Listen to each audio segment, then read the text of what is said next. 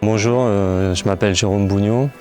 Nous sommes au sein de la SEA Bougnot. On est au cœur des Borderies, sur le village de Louzac-Saint-André. Donc nous, on cultive 70 hectares de vignes. Cette année, en 2020, on a 18 hectares sans herbicides.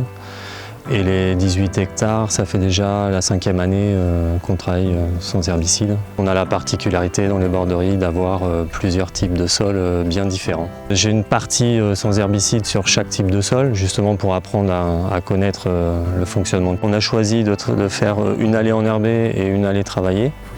Donc l'allée enherbée, c'est un enherbement naturel. Et puis on a des essais d'enherbement avec de la luzerne minette. Et pourquoi une allée enherbée? Absolument à cause de la portance. Sur tout ce qui est argile à silex et varenne, si on doit passer très rapidement un traitement après une pluie, ça va vraiment être les racines de l'herbe qui vont permettre notre passage. Donc moi, au niveau de mon parcours personnel, je suis revenu en 2016 en Charente.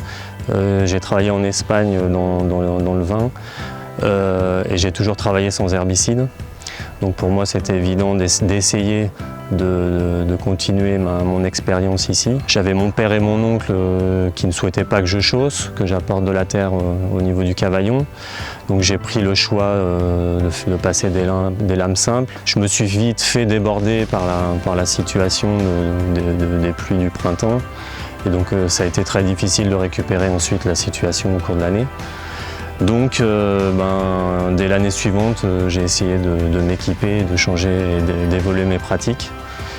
Et donc pour moi, un des plus gros changements, ça a été de chausser, de former un cavaillon. Et ensuite, le travail est devenu beaucoup plus simple. Il va falloir se mettre dans le cas de figure qu'une fois qu'on a arrêté l'herbicide prélevé, on a de l'herbe. Travailler après un herbicide prélevé la première année, c'est très facile puisque l'herbe ne pousse pas. Après, je pense qu'on a besoin les plus durs sont les 4-5 premières années. Et puis après, on passe dans un autre système où la terre, une fois qu'on ne met plus d'herbicide, la terre du cavaillon ne se compacte plus comme avant. Mais après, on a certaines plantes qui vont réapparaître. On peut avoir des ronces, du lierre, des choses comme ça. Je dirais que c'est plus les petits arbustes ou la laitue sauvage qui a une racine pivotante et qui pousse très rapidement. Donc là, c'est souvent le cas que on a du mal à la voir parce qu'on est passé trop tard et elle a déjà poussé et ça fait déclencher les intercepts tellement cette plante est dure. Et voilà, donc il y a une modification de notre travail suite à ça, oui. Je pense qu'il faut accepter qu'il y ait de l'herbe à une certaine phase, à un certain moment du cycle, parce que de toute façon, on n'a pas le choix. D'ailleurs, pour détruire l'herbe, il faut qu'il y en ait. Il y a le gel qui peut nous contraindre d'avoir le moins d'herbe possible. Il y a un printemps très pluvieux, donc évidemment à cause du milieu. On sait bien que plus l'herbe va être haute, plus le milieu risque d'être virulent. Il y a les ébourgeonnages, donc plus il va y avoir de l'herbe, moins on pourra avoir les pampres. Donc ça, c'est sûr que ça fait beaucoup de choses où on doit éviter d'avoir cette herbe qui monte. Je vois souvent, par exemple, sur l'histoire des raigrats, on arrive à maintenir un enracinement superficiel de ces plantes. Elles sont là, mais après, au mois de juillet, ces raigrats sèchent naturellement, et donc c'est comme ça qu'on arrive à gérer l'herbe. Quand on a le cycle de notre travail qui est bien établi, le principal élément déclencheur, ça va être la pluie. L'objectif, c'est d'essayer d'avoir le sol, le cavaillon le plus propre possible en continu pour éviter qu'il y ait des semences d'herbe pour que ces semences après viennent nous gêner à chaque pluie. Si on a un printemps pluvieux et on n'arrive pas à rentrer, il va falloir, on va être obligé d'accepter cette herbe. Par contre, il va falloir qu'on ait l'outil adapté dès qu'on va pouvoir rentrer. Et ensuite, il y a la manière de travailler le cavaillon. C'est-à-dire que j'ai délaissé les lames suite à voir que suite aux lames, je trouve que la reprise d'herbe est trop rapide.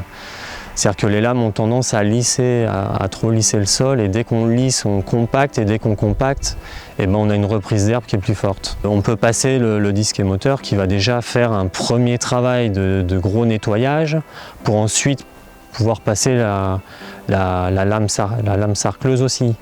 Donc voilà, si on travaille, je pense que travailler 100% qu'avec des lames, c'est ingérable. Donc c'est là où il faut arriver à trouver l'outil idéal en fonction de chaque sol. Bon là on a 3 sols, donc nous c'est plus complexe. Il faut arriver à trouver un outil qui soit cohérent avec les 3 sols, avec les 3 textures de sol. Et donc c'est tout, voilà, c'est le problème de tous ces outils, c'est qu'il faut les essayer. C'est-à-dire qu'on peut voir une vidéo, on peut en parler entre collègues. L'idéal, c'est d'essayer les outils dans ses propres vignes, dans ses propres sols, et puis d'essayer de sortir toutes ces conclusions. Après, il n'y a aucun miracle, il n'y a aucun appareil miraculeux qui va tout faire. Il faut arriver à prendre l'outil qui nous va bien. Dans la chronologie, derrière une pluie, on est plutôt argile à silex dès la pluie. On est calcaire dès que c'est ressuyé, et on est Varenne-Limon juste derrière. Donc ça nous permet d'étaler le travail. Donc en général, c'est plutôt discoving à la sortie d'hiver, presque même durant tout le printemps, plutôt s'il est pluvieux. Et ensuite Actisol dans l'été, une fois que l'herbe est bien contrôlée, pour maintenir les sols propres. Cultivateur plutôt dans les jeunes vignes. Voilà. Et charrue vigneronne dans les vieilles vignes de 2 mètres. Il vaut mieux passer tôt et plus fréquemment que tard et trop tard. On a des sols qui usent le matériel très rapidement. C'est vrai qu'avec par exemple le disque Pigway ou le Discoving, ça a tendance à moins user, donc ça nous permet de travailler un peu plus longtemps avec ce genre d'outils. La casse, on l'a souvent quand on arrive trop tard. C'est-à-dire que le sol s'est rebétonné suite à une pluie assez forte, assez violente. Et évidemment, on n'a pas le temps de tout faire. La grande majorité de nos travaux sont combinés. Donc on a la rogneuse montée entre les 2 roues du tracteur qui fait 2 rangs complets avec broyeur derrière. Et on a l'autre tracteur avec les cerclages Bellum.